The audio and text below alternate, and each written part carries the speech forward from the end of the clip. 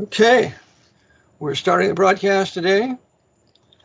It's time to have the broadcast today on this beautiful Thursday. It is July 13th, 2033, with Brother Eric John Phillips coming to you from Newmanstown, Pennsylvania, and 24/7 World Radio. Looking for a radio host, but these podcasts will be posted on my 247worldradio.com net website, where you can go there and listen to these podcasts. And so I have the privilege of having with us today our most erudite and benevolent Brother George Widger. Brother George, welcome to the broadcast today. Well, thank you, Brother Eric. As always, it's a pleasure to be on with you. Yeah, so what do you have for me and the listeners today? Well, before I get to the feature presentation, my scripture verse is Matthew 16, 18. Well, I'll just do a few verses before that. Matthew 13 through 18. I'll be quick. Just take your time, George. Take your time. Okay. And Jesus came up unto the coast of Caesarea Philippi and asked his disciples, saying, "Whom do men say that I am?" I'm sorry. Whom do the men say that the Son of Man am? And he said, some say thou art John the Baptist, some say Elias, others say Jeremias, or one of the prophets. And he said unto them, "But whom say ye that I am?" And Simon Peter answered and said, "Thou art the Christ, the Son of the living God." And Jesus answered and said unto him, "Blessed art thou, Simon Bar-Jonah, for flesh and blood hath not revealed it unto thee, but my Father which art in heaven." Verse 18, "But I say unto thee that thou art Peter. Upon this rock I will build my church, and the gates of hell shall not prevail against it. And I will give unto thee the keys of the kingdom of heaven, and whatsoever thou shalt bind on earth shall be bound in heaven, and whatever thou shalt loose on earth shall be loosed in heaven." Okay, so you probably can guess where I'm going with this, and listeners as well. This is one of the proof texts that the Catholics will invariably use for the papacy. This is called the Petrine Doctrine. They assert that, this is clear biblical evidence for Simon Peter being the first pope. That makes me laugh, because why would they be concerned about biblical evidence? They hate the Bible. They kill those of us who read it and preach it, especially the Reformation Bible. They hate the Bible. They want nothing to do with it, but they take these little pretexts and justify their heresies, like the spiritual power of the Pope or his temporal power. It's a joke. Go ahead, George. Okay, so, and this is basically a gateway to a whole bevy of other doctrines. Not only as I said, the Petrine Doctrine, i.e. the belief that the assertion that Simon Peter was the first pope, and for the last almost 2,000 years, there's been an unbroken succession all the way until Francis. Now, so they say that Francis, whose birth name is Jorge Mario Bergoglio, is the 266th pope, or the 265th successor to Simon Peter. Well, first, okay, there are a myriad of problems with this. Simon Peter, we know that he was a major figure with all the gospel accounts and roughly half of the book of Acts, and he did write 3 epistles. He never claimed to be infallible. Of course not. Anybody who wasn't, it would be him. Well, yes. First, and as we've discussed before, but just for clarification, the whole idea of papal infallibility is relatively new. It's roughly 150 years old. Vatican I, 1869, 1870, so just over 150 years ago. And prior to that, nobody in the Catholic Church believed the Pope was infallible. The Jesuits had to do that, well, for a number of reasons. You get away with basically the future shenanigans they were planning in the 20th century. I mean, that's the short answer. And Catholic apologists, I know I've mentioned figures like Carl King, will say, well, yes, you had to define the term papal infallibility. The Pope is only infallible on matters of faith and morals. When it comes to secular matters, that's a different thing. Also, they'll readily admit there have been a number of overtly wicked men who've held the pontifical office, but they'll differentiate between papal infallibility and papal impeccability. Yes, just like And papal imbecility. How about that? well, fair enough. Yeah, it's such an insult to your intellect. The papal infallibility, and even Luther pointed out at the Diet of Worms, the popes contradicted themselves all the time. One pope suppressed the Jesuit order, the other pope revived it. I mean, come on, there's no papal infallibility. But of course, this is for Vatican I as of 1870. Now the Pope is infallible, but they went all the way back. It wasn't just since 1870 they claimed. But when they speak ex cathedra. Okay? From the chair of Peter. That's right. And by the way, I have a couple of books on it that shows the Jesuits completely orchestrated Vatican I. They controlled the election about that topic. And that the Jesuits, according to Greisinger, had that happen at Vatican I so they can control the entire papacy through the will of one man, the Pope, that they would control. That was the real geopolitical temporal power reason for having the Pope declared to be infallible. Okay. So, yes, and I know we've discussed it before, and I just realized that sometimes this may be the first time anybody has listened to us, or people may have been listening for years. And so you have a huge continuum of listeners. And even if people have heard this before, sometimes people forget, or they need to be reminded of certain facts, or what we assert are facts. Speaking of which, asserting facts, we now live in a post-factual world, and I'm only half joking when I say that. Yeah. Okay. I'm sorry. Were you going to say something? No, I was just chuckling, George, because you make me chuckle from time to time. So I just want you to know that. Okay. So case in point. I have this here. I guess we spoke about a couple of things that.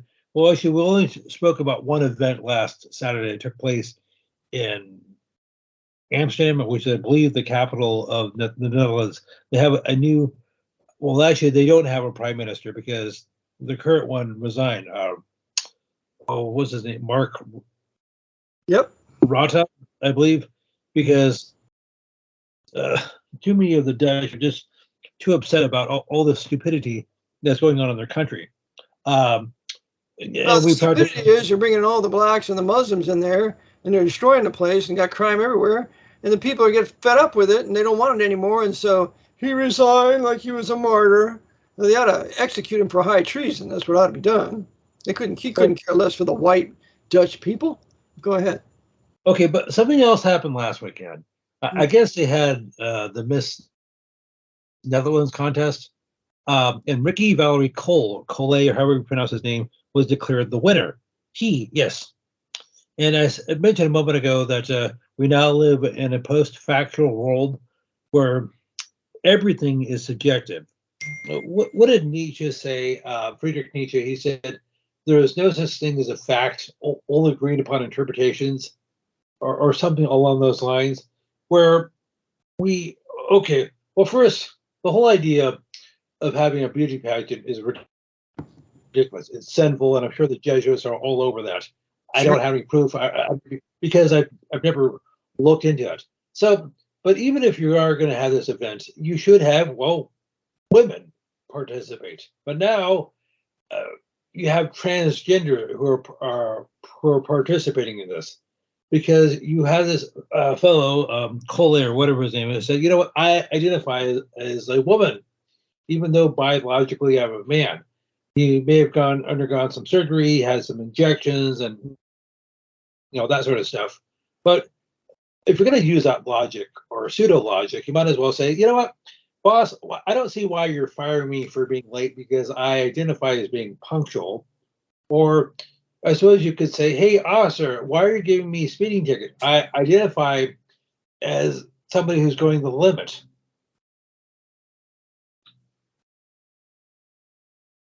That's right. Well, there's no absolutes, George. This is just more agitation. They're agitating the whites of Europe into furiosity through the homosexual movement, the sex change movement, all of that. That's all run by the wealthy elite high knights controlled by the papacy. It's the papal white power structure. To what end?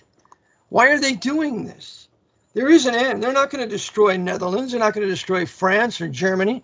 They're driving all those men, their white men, to desperation and into the new right. That's everything they're doing now.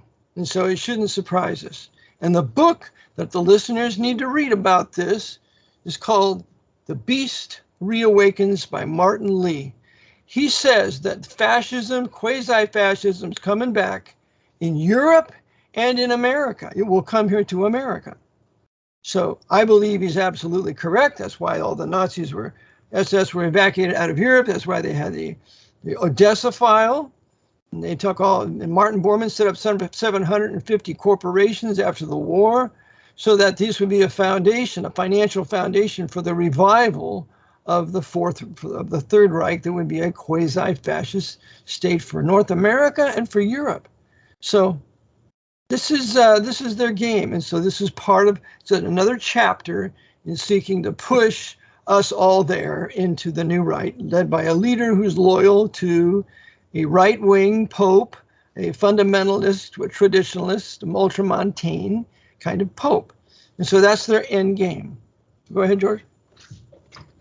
Okay, so as we established the other day, the current king of the Netherlands, the Princess Maximilla is a devout Roman Catholic. She was trained by the Jesuits in Argentina. As a matter of fact, she went to the same school where the current Pope, at the time was known as Jorge Bergoglio, got his undergrad degree. So his wife, Maximina, was trained by the Jesuits. Prince Willem is a knight of St. John of Jerusalem.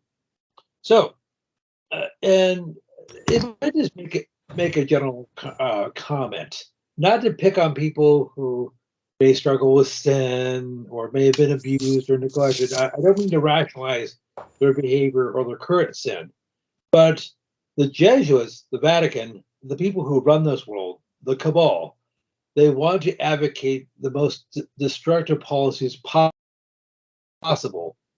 If you take the so-called LGBT, PBJ, or whatever they're calling it these days, movement, it is destructive for society and it is destructive for the individual. Yes, it's destructive for them. Oh, yes. Well, okay, because forgive me for stating the obvious, and I'll try not to be too graphic. So please grant me some latitude here. If you're talking, there are only two sexes, and I say sexes because they didn't come up with that term. The Catholic homosexual Harry Hay didn't come up with the term gender until the 1950s. So that's a tremendous fact, George. I never knew that, so I got to write that down. No such thing as gender until the 1950s. Okay. So you're talking. So the term they used was sex. Now, when you're talking about a man, male, woman, female. So there are two and only two. Only a man can forgive me for stating facts. Only a man can impregnate a woman. Only a woman can be impregnated. There's no discussion, no debate. That's not controversial. However, people who engage in that behavior, and as I said, I need to be careful with my language. And forgive me for being a bit milling. You're fine, George. Everything's fine. Are you walking around now, George? No, I just I had somebody. Okay, try to stay in one place now, George, for an hour. Okay, the windows are closed. You're staying in one place. You're not moving around, and so we have a consistent broadcast. Okay, thank you, George. Okay, no. Okay. Sorry.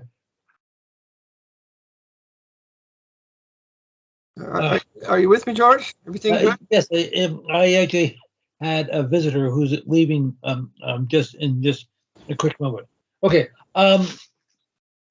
People who engage in that sort of behavior, Yeah. they're engaging in something that is not natural. As a matter of fact, in California law, up until the 1970s, they refer to that as a crime against nature. Sure. Because when you're putting certain body parts and other body parts, you're creating trauma. You're a physical trauma, and you know You're what I'm saying? gradually killing the other person. Well, yes. It's happening. I had a chiropractor. I think I mentioned this on a previous broadcast. What happens when you have homosexual intercourse? Why, the semen has its own immune system, and it is counter to the immune system that's the receiver, whether it's a male or a female, and it breaks down their immune system. So it's terrible. It's a slow death, and there's no culture that can survive that legalizes sodomy. There's no culture ever in history that survived, went on to be a prosperous nation. Never. Okay, so I want to try to keep this conversation as family friendly as possible. When you engage in that behavior, I mean, as I said, you're physically, both parties are receiving physical trauma because they're doing something that God never designed us to do. And of course, you don't reproduce, you don't have children, you can't continue your nation. It's a death knell for any nation. That's why homosexuality, sodomy, it needs to be outlawed and punished as a crime, because it's destructive of a nation, national sovereignty, and true patriotism that builds national sovereignty. Yes, and as I said, it is destructive for society and for the individual. Sure. Now, it's easier to rationalize behavior, to even make it seem simple behavior is even virtuous, just by simply changing the language. Such as if you say, well, if you're pro-life, oh, that means you're an anti-abortionist. You're anti-this, anti-vaxxer, whatever. It's just like, so they like to demonize and vilify people who are, say, somewhat sane. I said, well, what do you mean you're against sexual assault? Does that mean you're an anti-rapist? Of course not. They're always anti what's normal. Nature teaches us things that are normal. In 1 Corinthians 11, the Apostle Paul, talking about long hair on a man, he says, "Does not nature itself teach you that long hair on a man is a shame to him?" I mean, nature teaches us that long hair on a man is wrong. It's a shame to him. Men are to not have long hair like women. The only ones who did were the Nazarites, John the Baptist, and Samuel, and Samson. But nobody else was to ever have long hair in the Old Testament, and it's a thing of nature that men have their hair shorter than women, unless they're savages and pagans like the Vikings were, and others, like the Mongols out of the East, and so on. Well, I know we discussed this the other day, as we have before. Generally speaking, women do not cut their hair. That's a relatively new phenomenon that became popular in the 1920s with the Jazz Age, with the flappers. But prior to then, that was not socially acceptable. There were certain situations where that did happen, such as a lice outbreak or something along those lines. But as a general rule, that was just not socially acceptable. That's right. And their short hair today would be considered, their short hair then would be considered today. It was long hair because it was down over their ears and it was down to their neck. So it wasn't regular long hair that women used to have, but it would be considered today long hair, and that it's long enough to cover their ears and comes to their neck and so on. But they weren't bobbing off their hair in the 20s and the 30s.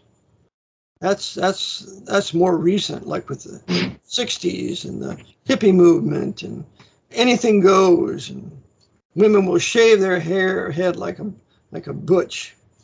That's entirely new within the last 50 years or so. Okay, well, you're talking about societal mores, standards. Um, I know it's completely off topic, but you can tell that you live in a demonically possessed country by what do they accept? Open nakedness, open tattoos, males or females, and cannibalism.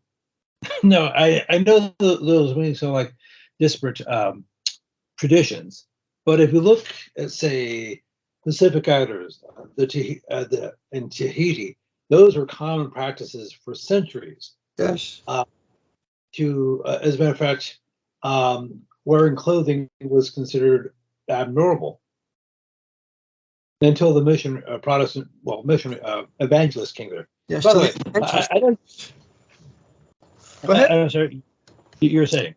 Yeah, until the evangelists got there. Yeah, I don't like the term missionary. That's a Catholic term, and it has the idea of militarily conquering a country. And that's what the missionaries, the Jesuit missionaries, were about: politically conquering a nation like Japan, India, China, and so on. Yes, occasionally. So as a matter of fact, that's not just a Catholic term. That's specifically a Jesuit term. They coined that around 1600 or so, and we've been using it ever since.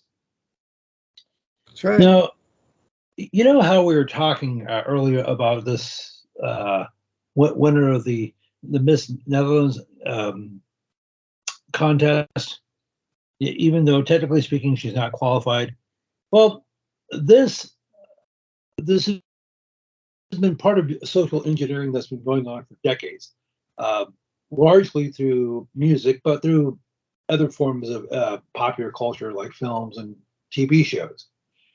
And one of the songs that was popular back in 1970 by the British band The Kinks was Lola. I'm sure you probably heard it when it came out. And did you ever sing it? When I played lead guitar in a band, we used to sing Lola. Lola, Lola, Lola, dun, dun, dun, dun, dun. Yeah, all their songs. Okay, so they got me. All of that. The Kinks were a big band, and if you could play their music, you were invited to play. But yeah, I remember them. Okay, so for those who don't know, it's about a young man who goes, I guess, to a club, I guess in England, and he meets ostensibly a young woman whom he finds attractive, but it turns out, well, he's a victim of false advertising. I'll just leave it at that. Now, so why do I bring up this song that came out in 1970? The release date was actually June the 12th, and the Kinks had two labels. In the UK, it was Pi. In the US, it was Reprise. Now, as I mentioned before, Reprise was found by Frank Sinatra, Old Blue Eyes, in 1960. Pi, P-Y-E, was founded in 1953. And now, I mentioned him before. The founder of Pi, P-Y-E, was Lou Grade, who was a Knight of Malta. You said Pi was founded when, in 1950s? 1953. The year I was born. Oh my.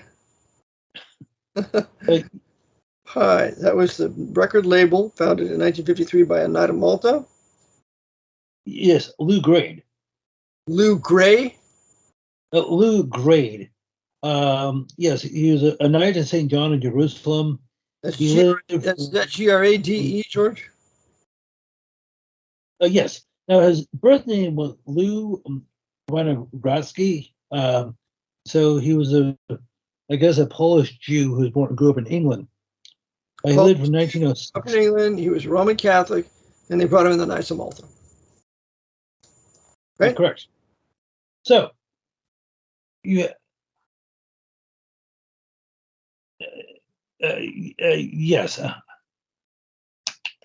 Okay, so that shows you how Jews There's certain of these powerful Jews that are busy serving the papacy. The only reason why they're powerful is because they're playing to the tune of the Pope, and they do what he tells them to do. And if they don't do that, they remove them. It's just like that movie Wag the Dog. They got rid of Justin Hoffman was the Jew, the disobedient Jew that wanted to tell the truth. And you have your Italian Roman Catholic, Robert De Niro in the CIA, and they decide to get rid of the troublesome Jew, which is Dustin Hoffman. It's a classic theme. So as I said, the Jesuits through the nose of Malta ran the Kinks, basically. So they had a number of popular songs in the 1960s, such as "You Really Got Me," "Waterloo Sunsets." He's a well-respected man, but probably the song that, well, they're already on the map for years. But so why would they be coming out with this novelty song in 1950, over half a century ago? Well, basically to condition people to accept transgenderism. It's a case of, predictive programming, but it's also social engineering. Well, remember, many of the Hollywood actors working for the Jesuits there were homosexuals, many of them.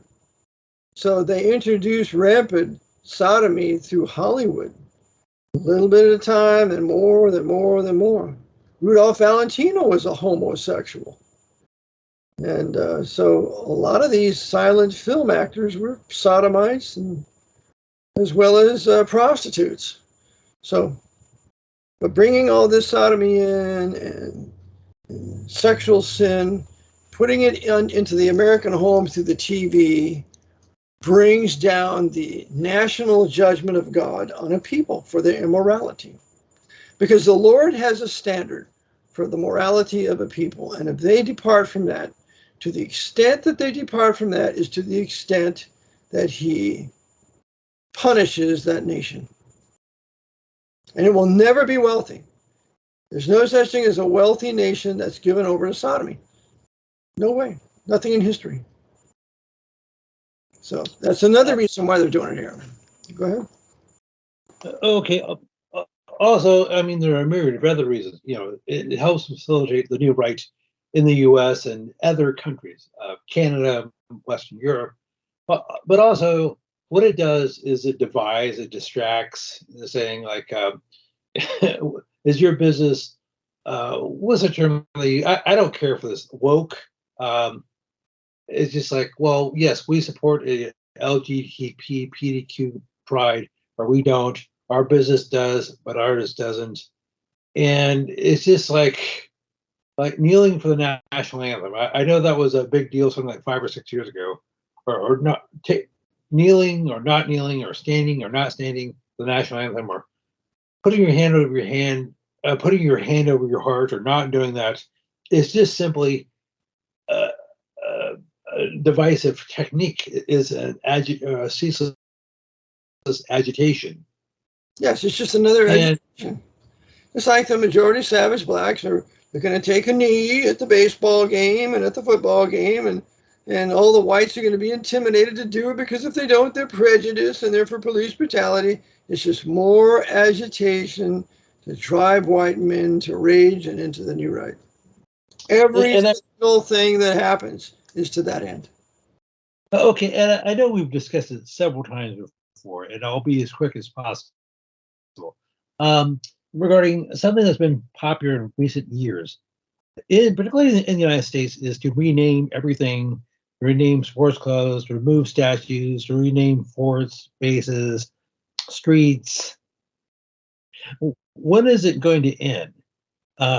It's just like they're going to continue it, George.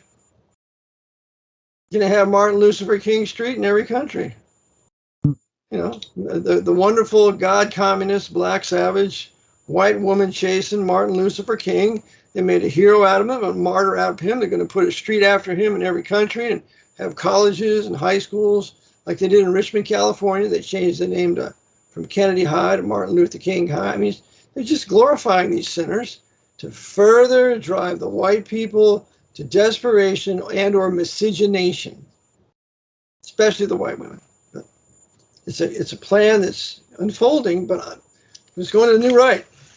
That's what all this Trump stuff's about. And the trial, and what's going on with the DOJ, and Republican law leaders are saying this about that. It's just a continual, ceaseless agitation when both political parties at the top work together to facilitate this happening. That's all they're doing. Oh, okay. Well, yes. And as I said, I know we've been discussing this for several years, but it seems as if that every year they ramp up the outrage. Yes. I guess a few months ago, there was an Irish Roman Catholic, Dylan Mulvaney, who I guess came out as a woman. As a matter of fact, I guess he did updates on his social media, TikTok or whatever he uses on Twitter. And he said, "Oh, this is day number 1 as my transition into a girl. Oh, this is day number 10." And so I guess the people who run Bud Light or the parent company said, "Oh, you know what? We should have him doing ads for us for March Madness." So this was several months ago. And so they're basically, nobody's buying Bud Light. Not saying I ever did to begin with, but it seems as if this is backfiring because their sales are basically in the toilet. I mean, they've. So are you saying that's done by design? Of course, George. These things don't happen that affect a national culture.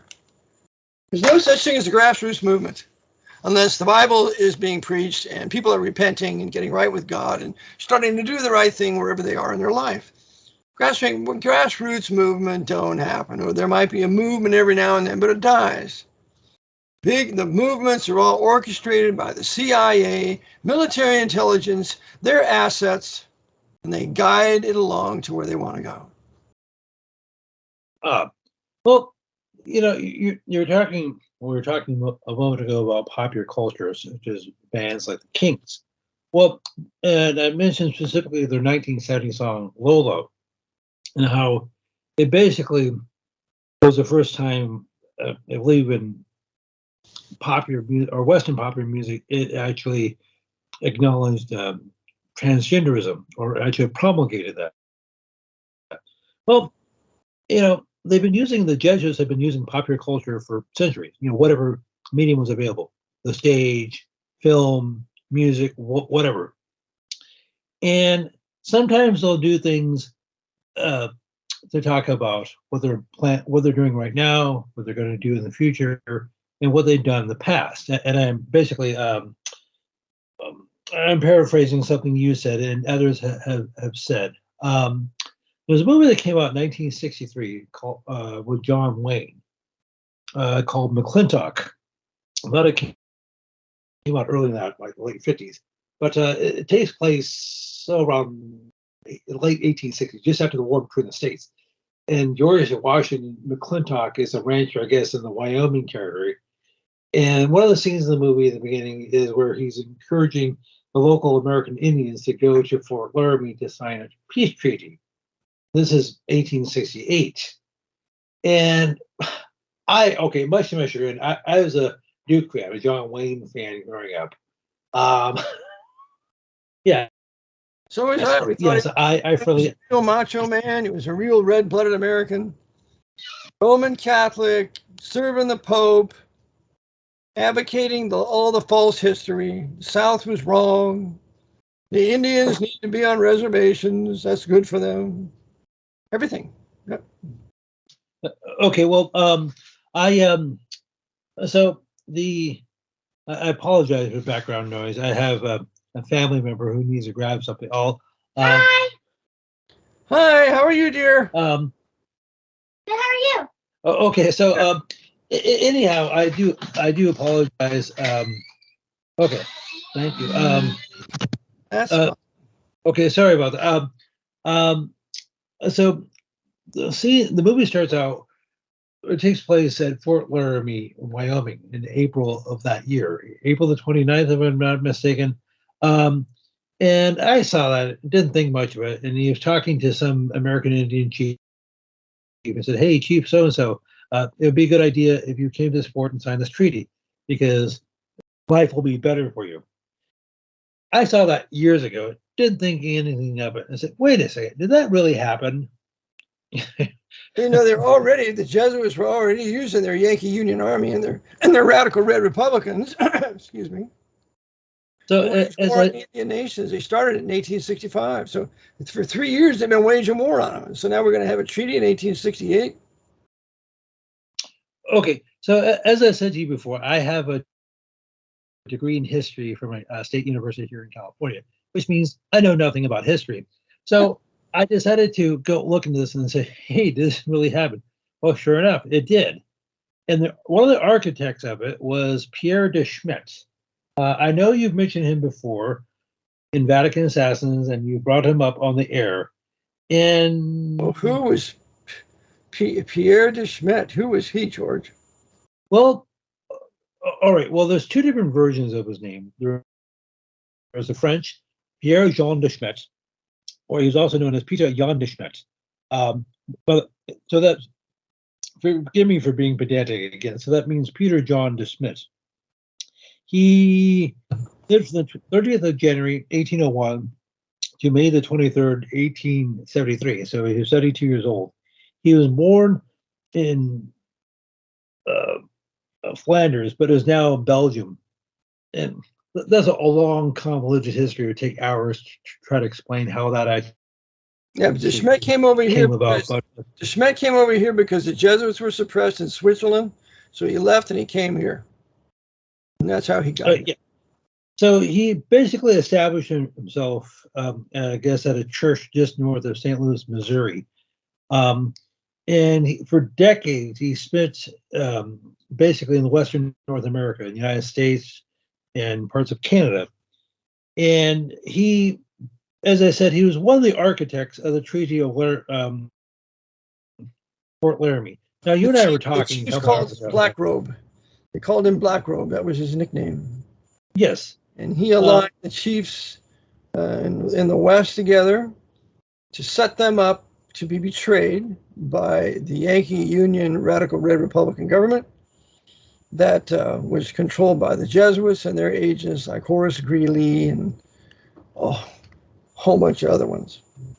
Okay, so two of the major figures there were Philip Sheridan, fighting Phil, and William Tecumseh Sherman. Yes, most people don't know that he was actually there. I did not know that, George, that Sherman was at the secret treaty of Fort Laramie. Now that tells you that they intended the destruction of the Indian nations with just the presence of William Tecumseh Sherman. That's savage. Who burned Atlanta, who burned Columbia, South Carolina to the ground. And he called his soldiers, his savage little Yankee white soldiers, he called them my little devils. So when this savage, having plundered the South, and Wade Hampton was a great Southern general out of, I believe, Georgia, he called Sherman a disgrace to the art of arms in a letter that he sent to him while they were pursuing Sherman and staying on his rear and attacking him and so on. But when Sherman was at Fort Laramie, you knew it was the end of the Indian nations. And Sherman will then have a son, Thomas Sherman, and he will become a very influential American Jesuit, and he will be an advisor of Theodore Roosevelt. So there's nothing good about Sherman or his brother John Sherman, who was a senator. But go ahead, brother. Well, the other John Sherman, he was the author of the Sherman Antitrust Act. Mm-hmm. He also was against hard money. He was against silver. He was behind the demonetization of silver. Well, when you take silver out of circulation, silver is the working man's money. So now working men are going to have to take paper, the greenbacks. It's a continual, senseless attack. Go ahead.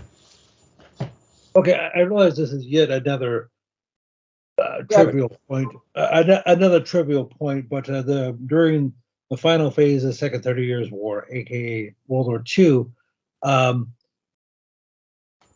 the main tank that the United States used was a Sherman. Yes, we used others, but that was the main one. And it was also known as the Purple Heart Box. Oh, really? The Purple Heart Box? Because so many guys because Sherman tanks? Well, killed, because it was just like the Tiger. Okay, the Germans had several tanks, the Tiger 1, Tiger 2, and others. Both the Tigers were superior tanks in terms of armament, firing power, and a Tiger 1 or Tiger 2 would just literally blow the Sherman away because it had virtually no armor plating. And the Sherman was called the Purple Heart Box. Correct. Well, that was done deliberately because we're going to kill as many white Protestant and liberal Catholic soldiers as possible. They pulled the same stuff in Iraq when they didn't have armor on the Humvees. And a bunch of the troops says, why don't you have armor on these? And so they finally began to armor them out, to piecemeal away, to kill those guys off, a soldier at a time. Well, you know, one of the, okay, if I could just mention one other piece of trivia that had nothing to do with what I was planning on bringing up. Who's the director? Mel Brooks. He did Blazing Saddles and Young Frankenstein and the producer. Okay, yes, he was just another Papal Court puppet Jew. But he's still alive. He's almost 100. He was an engineer, a combat engineer. And he was on one of these talk shows years ago, and he was saying, you know, somebody asked, so what did you do during the war? I was a combat engineer. Oh, so what was your job? Oh, we're supposed to go out and find landmines. Really? So you didn't do anything exciting? You weren't a sniper or machine gunner? And, well, unbeknownst to me, I never looked. He said that being a combat engineer was one of the most dangerous jobs during the war for myriad reasons, because the metal detectors they had were probably most of those were World War I relics. So they've been out of date for like 20 plus years. And they were designed for the World War I type landmines. So what the Germans did during World War II is just simply dug their landmines even deeper. So they were, so they didn't put that much money in developing new. U.S. War Department didn't put virtually any money in developing landmine detectors because it just wasn't a high priority. So basically, these engineers had to do is find landmines the old-fashioned way. They had to take their knives out and dig. Well, one of the problems with that is, well, that leaves you completely exposed to, say, German snipers or something like that. And so that was what Mel Brooks did during the war, fortunately. And I said, you know what? You're funny. I think we're going to allow you to live. Sure. We have something in the future for you, Mel. So we're going to save your life, and we will bring you into our Hollywood productions. And as a brilliant Jew and a well-spoken one at that, you can be our propagandist for what we want to do. And so that's what they used him for. Oh, okay. So, but he said in his unit, the casualty rate was like a third or something, which was an insane number of company or something. Because as I said, the minesweepers were, a huge number of them were defective, they're obsolete, they're vulnerable to snipers and other troops and things like that. So if you want to, if you're looking for a job to do during World War II, I would not recommend a combat engineer. I would agree, George. No combat engineer. Oh, okay. Listeners need to know that we're set up to have as many hurts and damages and casualties as possible, but yet giving the impression that it's a real war and we're really fighting, and it's all set up. It's like the food is a setup, like the water you drink is a setup. It's all a setup. The politics, the voting scam, it's all a setup. giving you the illusion you have a voice or that your government's on your side. It's not on your side. It's a military government. You're an enemy belligerent. That's how they treat you in everything you do. Whether you're fighting for their crusades or whatever, you're still an enemy belligerent. And they're not going to truly give you true weapons or take care of you. Don't believe it for a second. So, I know we've talked about this before. Like, if you believe the official statistics, the U.S. casualty figures were something like 400,000 killed in World War II. So you're talking 1941 to 45. Now, of those, about 100,000 or 1/4 were non-combat related. They died of diseases or whatever. Who knows? So 300,000 or 3/4 were actually combat related. They got shot or blown up by a bomb, plane crash, whatever. So that means a huge number of them, 25%, were all others. Accidents, there probably weren't accidents, trench feet, yellow fever, black fever, cholera, malaria, diseases, exposure, hypothermia. And you had to wonder, Saturday night fever. Yeah, yeah, but that one too. Plenty of venereal disease. Yeah, go ahead. Okay. So, I realize that we're almost over. We've been going on for close to 15 minutes, and this is a glaring oversight. I know you have listeners in the I know you have listeners in the UK. So this happened yesterday. Today is July the 13th. Yesterday was July the 12th.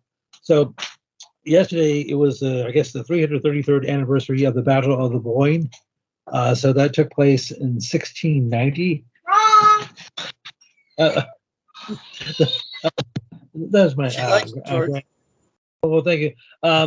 So I know we've discussed that, but we've discussed that before. But owing to time constraints, I won't get into that. Also, so how are people now? That's virtually unknown in the United States because, well, that's Britain, and we're not interested in that. So happy belated battle. We're not interested in any of the history that led up to the founding of our country and the freest nation for Bible circulation in world history. We're not interested in that history. You know why? Because it's white history. And they can't tell no that white history because that's racism and prejudice. So that's how the Jesuits have shut up the teaching of our true history that founded our country. Go ahead. Okay, so however, more people will recognize tomorrow, July the 14th, Bastille Day, not Bastard Day. Well, you might as well call it that. You can call it that. Bastille Day, which is, I guess, a prison in Paris, France. That's right. Which sparked the French Revolution. That's right. And I've heard people say, "Oh, I've heard people say Happy Bastille Day," and for a long time I had no idea what that meant, so I had to go look it up. And well, just out of and there's a good book by Marshall. George, there's a book by Marshall written by an American guy named Marshall. It's called American Bastille. And it tells you during the war between the states up in Yankee North that they had the power to arrest anybody they want to and take them to Fort McHenry or any of these other forts and arrest them and keep them there. And Stewart said, I can ring a little bell and have anybody arrested that I want. It's all throughout this book called American Bastille. I recommend that the listeners get it and read it. Okay, so I'm not going to do this justice, but I'll just give you the Cliff Note version. So why do people think the Bastille Day, the starting of the French Revolution, was such a good thing? And whereas here in the United States, virtually nobody knows what the Battle of the Boyne Day, July the 12th is. Well, one of the things that happened, this is a few years later during the Reign of Terror, something like over 300,000 people were arrested during this Reign of Terror. And one of the architects of that was Robespierre, Maximilien Robespierre, I believe, who was trained with the Jesuits. That's right. It culminated in the Jesuits of College Louis le Grand in Paris. Ah, that's right. Okay, so that culminated in the arrest of something like over 300,000 Frenchmen, almost none of whom did anything. Now, this is according to Encyclopedia Britannica. something like 40,000 people died in the Reign of Terror, which lasted about a year or so. You're talking 1793 and 1794. Of those, The Reign of Terror, 40,000. the Reign of Terror was the protege for Stalin's Reign of Terror in the 30s. Because Yes. whoever caused the Reign of Terror at the time of Napoleon, which was the Jesuits, they caused the Reign of Terror in the time of Stalin. And that's any communist historian will tell you that in Russia. Okay. So this is according to the Encyclopedia Britannica, for what it's worth. So you could dispute these numbers. I would. According to it, something like 300,000 people were arrested, and something like 40,000 of whom died. 17,000 were killed directly by the guillotine. The rest died in prison and other causes. Now, I think those numbers are probably low, but for what it's worth. Now, this is according to Statica.com, which is an online statistic course for an online statistic site for populations.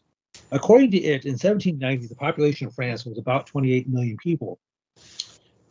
So, so 300,000 were arrested. So you're talking a small percentage, but you never knew. You might have done something wrong, or said something wrong, or had the wrong thought, and you were subject to arrest. You might have had the wrong opinion about something. The Jesuits were eliminating their enemies using the Jacobins, and which were fierce, awful people, and they killed approximately, from what I understand, 4,000 or 5,000 priests in France. And the way they killed them is they cut off their testicles, they emasculated them, and they let them grovel in the streets of France. This was Jesuit payback for the Dominicans, taking away the Inquisition from them. So it was a very awful, bloody, savage reign of terror, just as the Jesuits would pull off in Russia in the 1930s using their Jesuit-trained Joseph Stalin. Same thing, repeat of the same thing. And they were ratcheted up a notch under Mao in China. That's correct. From the 1950s on. Yes. And you could, as I said, they do this numerous times in Cambodia in the 1970s under Pol Pot. On Cuba, that's something that virtually nobody talks about.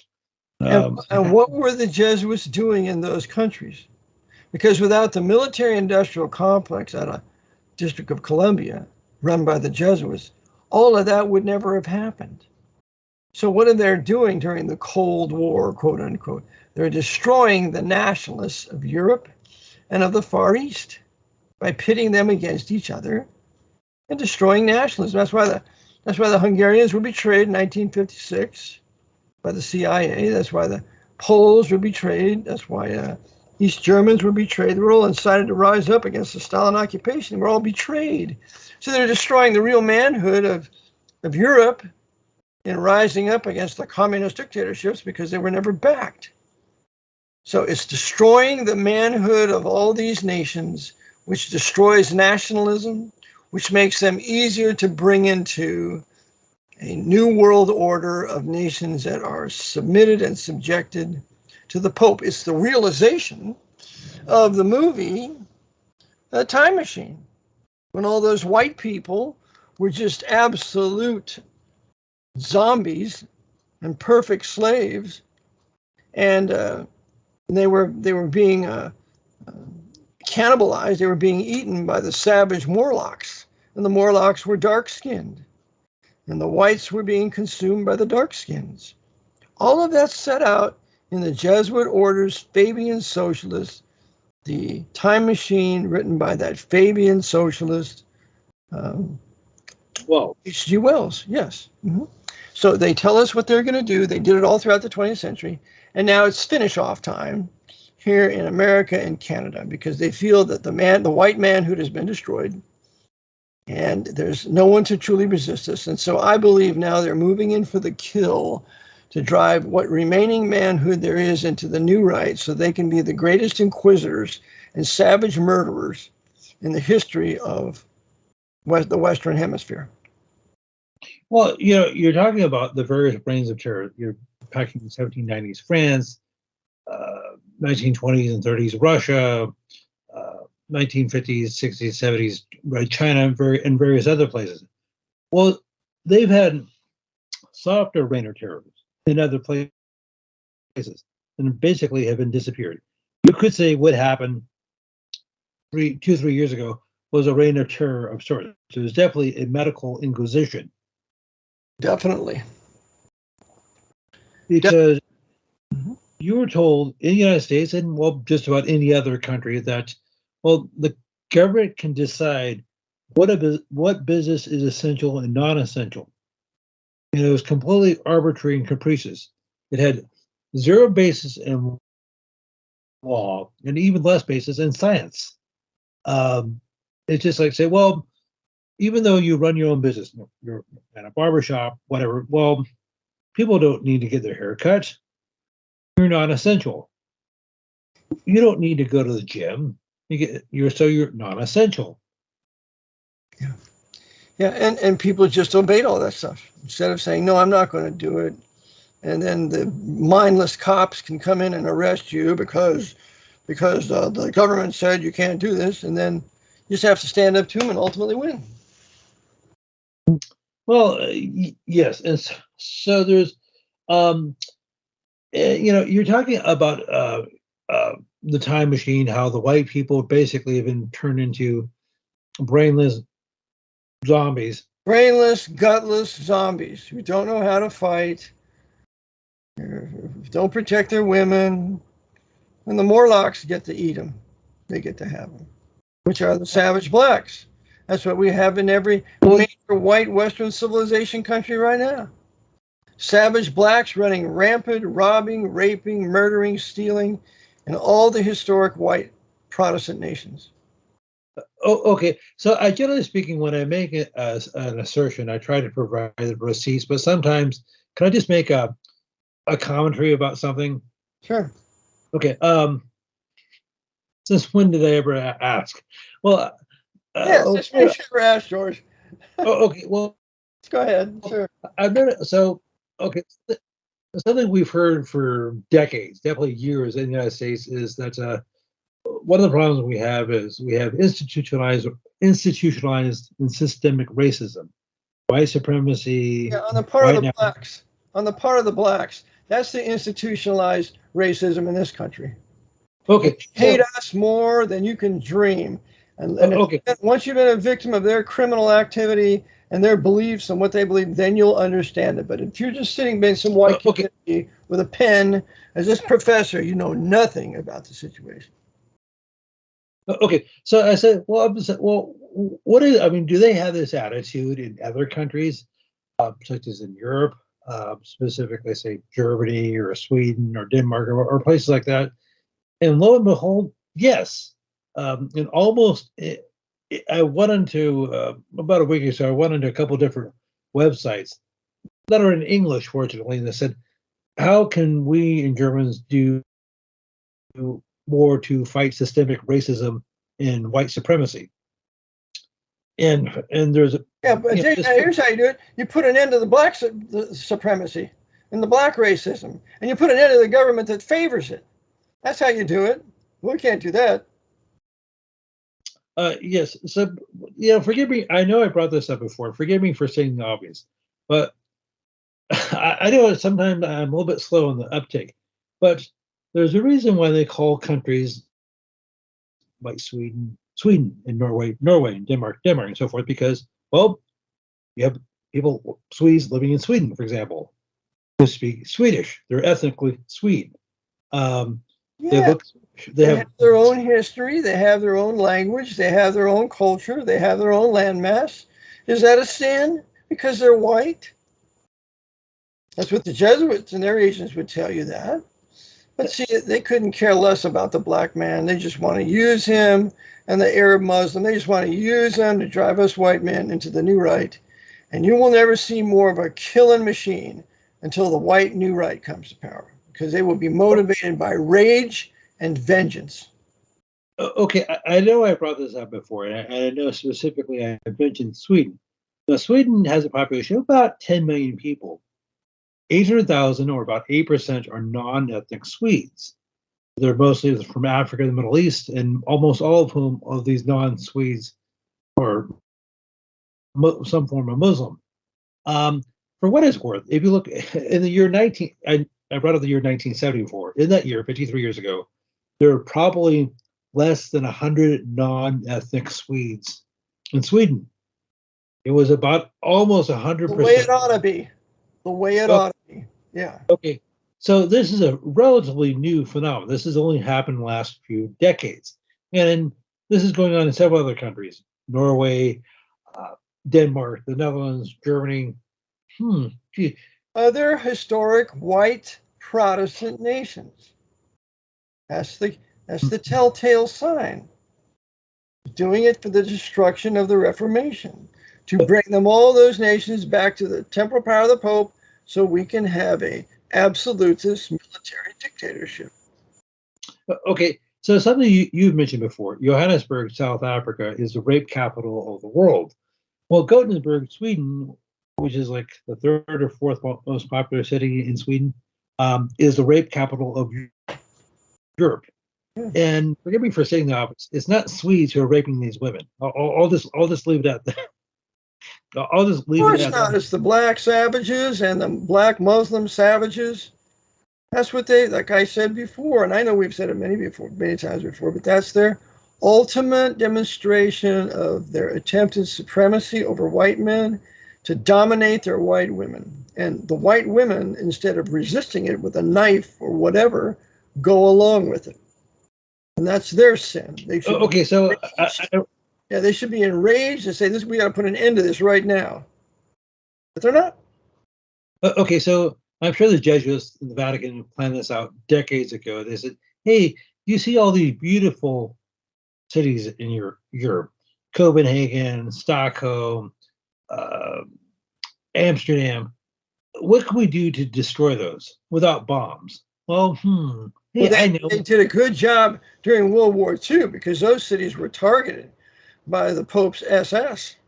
Remember, the SS stole all the gold out of Copenhagen from the central bank.